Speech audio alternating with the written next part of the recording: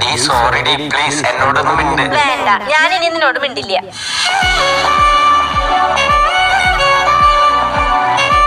എന്തൊരു സുന്ദരി കുട്ടിയല്ലേ.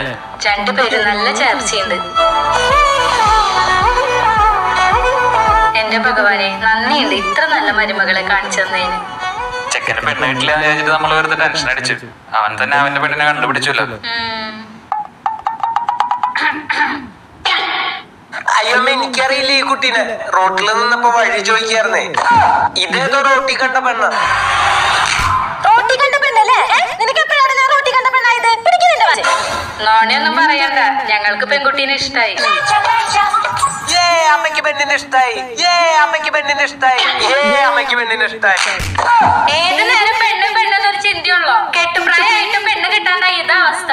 ദൈവമേ, ഏതെങ്കിലും ഒരു പെണ്ണിന് ഇവന് കിട്ടിയിരുന്നെങ്കിൽ.